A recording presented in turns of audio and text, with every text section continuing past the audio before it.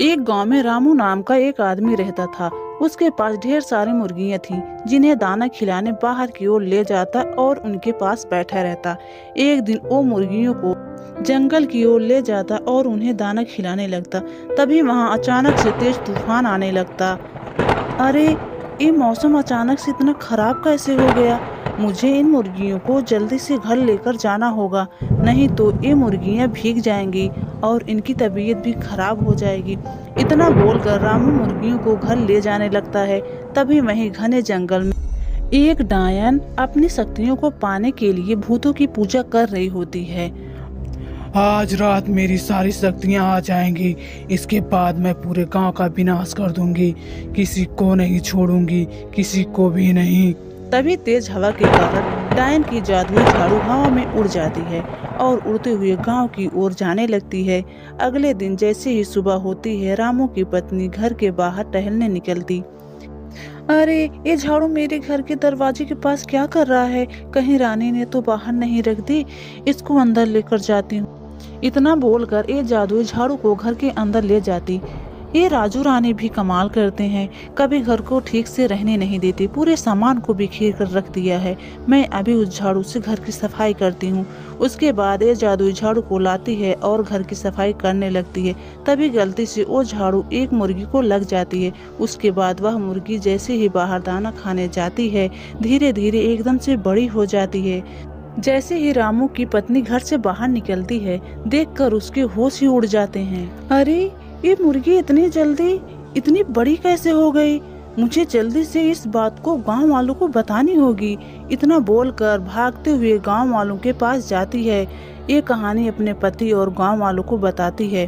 क्या हमारी मुर्गी बहुत बड़ी हो गई? इतना सोचकर गांव वाले घबराए होते हैं कि तभी वो मुर्गी उनके पास उन्हें खाने के लिए पहुंच जाती है। तभी गांव वाले जैसे तैसे वहां से भागते और उससे बचने का उपाय खोजने लगते। लगता है इस मुर्गी में टोटका हुआ है या कोई चुड़ैल का साया आया है। अगर ऐसी बात है तो हमें जल्द ही किसी तांत्रिक के पास जाना होगा। मैं एक तांत्रिक को जानता हूँ जो बहुत ही शक्तिशाली है। मुझे यकीन है वह हमें बचा लेगा। इसके बाद वे लोग तांत्रिक के पास जाने लगते हैं, जहाँ तांत्रिक गुफा में बैठकर घोर तपस्या कर रहा होता है। तांत्रिक बाबा, हमें आपकी सहायता चाहिए। कौन हो तुम और तुम्हें मुझसे क्या सहायता चाहिए? मेरी एक मुर्गी अचानक से बहुत बड़ी हो गई है और पूरे गांव में आतंक मचा दी है। अब हमें आप ही बचा सकते हैं। तभी तांत्रिक अपनी जादुई शक्तियों से मुर्गी को देखता और बोलता, ये मुर्गी इतनी बड़ी उस जादुई झाड़ू की वजह से हुई है। ये जादुई झाड़ू क्या है और कहाँ मिलेगा?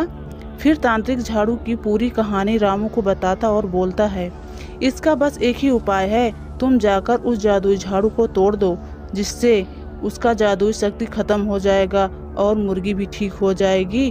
उसके बाद उस चुड़ैल की ताकत भी खत्म हो जाएगी और फिर वह मर जाएगी। उसके बाद ये दोनों उस जादुई झाड़ू को तोड़ने के लिए अपने गांव जाने लगते हैं।